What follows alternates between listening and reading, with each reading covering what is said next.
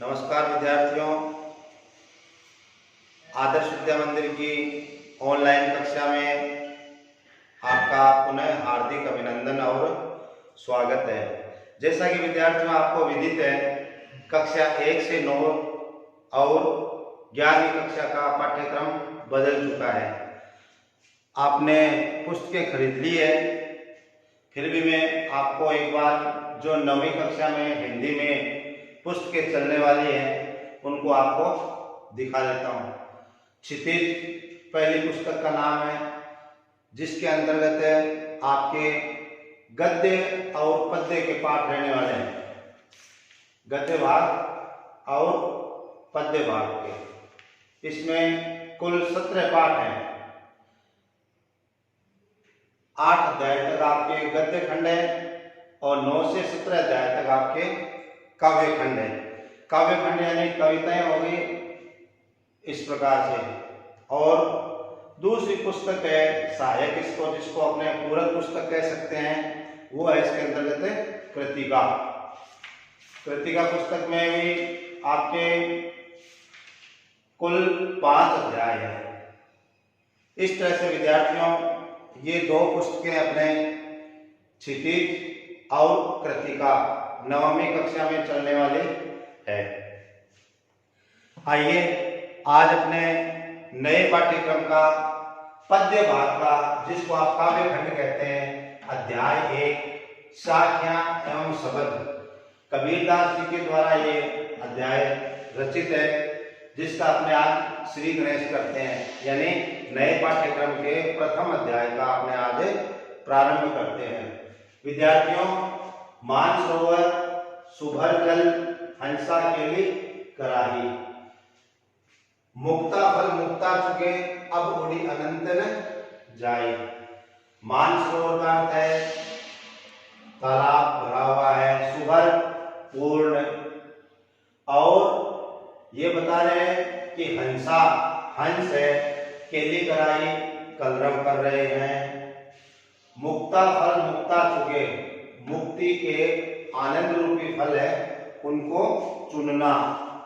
अब उड़ी में से उड़ना, अनंत में से अन्य कहीं नहीं जाना, न जाई नहीं जाना। विद्यार्थियों, ये मान लीजिए आपको सह प्रसंग व्याख्या के लिए परीक्षा में आपको दिया गया है, तो प्रसंग के अंतर्गत सर्वप्रथम हमें पाठ के रचनाकार के नाम से पहले पाठ का नाम लिखना होता है। उसके बाद में उस पाठ के रचयिता कौन होते हैं, रचयिता, ई पर मात्रा आएगी, अपने लापरवाहीवश च पर मात्रा लगाते हैं, रचयिता, शुद्ध शब्द है रचयिता। इस प्रकार से बताने के बाद में पाठ का नाम आप एकल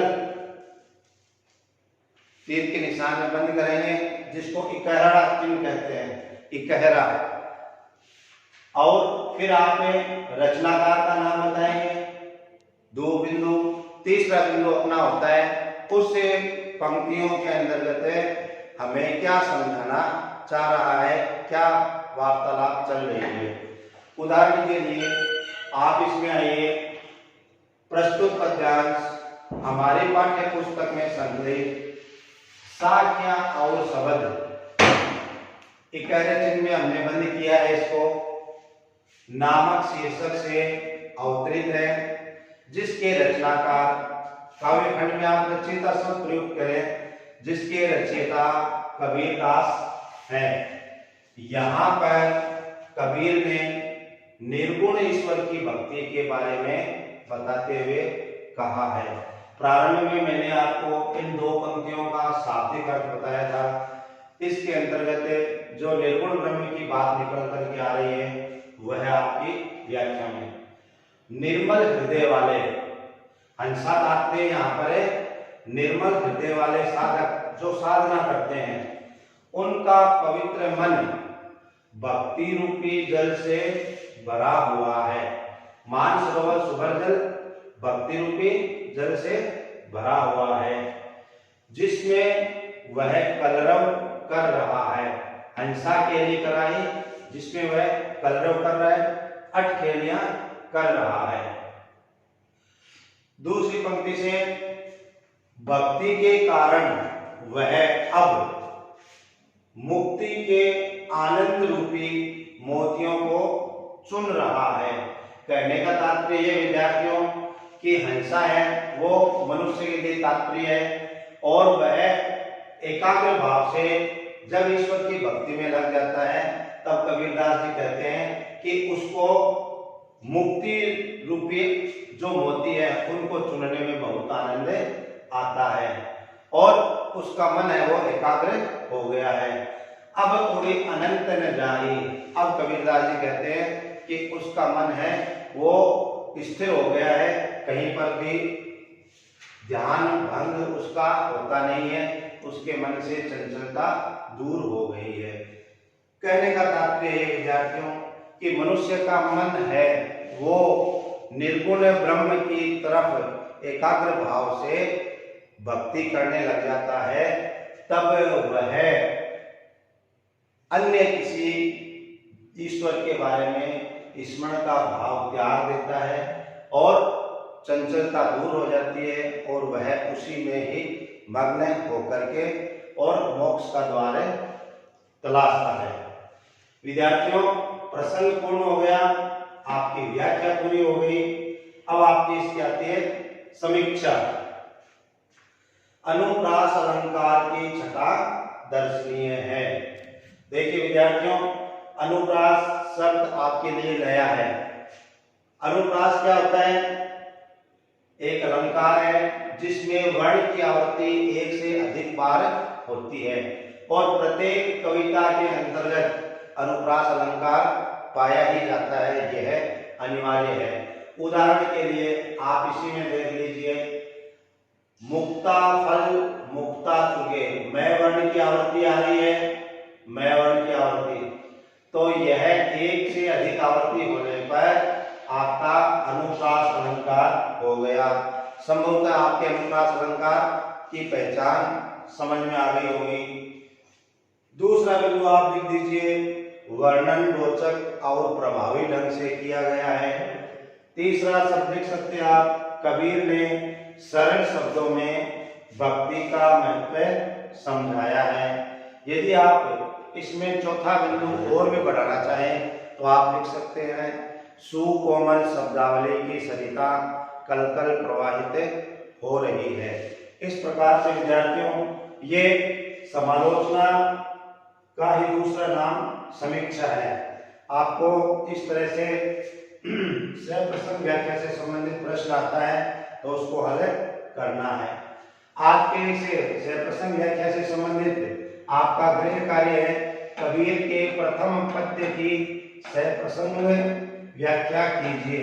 जो आपका ये प्रथम पद्य है इसकी सप्रसंग व्याख्या आपको अपनी रफ कॉपी में अच्छे सुलेख में लिख करके विद्यालय के ग्रुप में प्रेषित करनी है। संबंधित गुरुजी उसको जांच करके आपको वापस भेजेंगे। रफ कॉपी में कीजिएगा, समझते हुए कीजिएगा। कबीरदास जी का थोड़ा सा परिचय और बता देते हैं आपको। कबीरदास जी का जन्म 1398 के अंतर्गत काशी में हुआ और ऐसा बताया जाता है कि कबीरदास जी एक विधवा ब्राह्मणी के गर्भ से उत्पन्न हुए थे। तो विधवा ब्राह्मणी ने अपनी लोक लज्जा बचाने के लिए इनको एक लकड़ी के बने हुए टोकरे में बिठा करके और नदी में बहा दिया।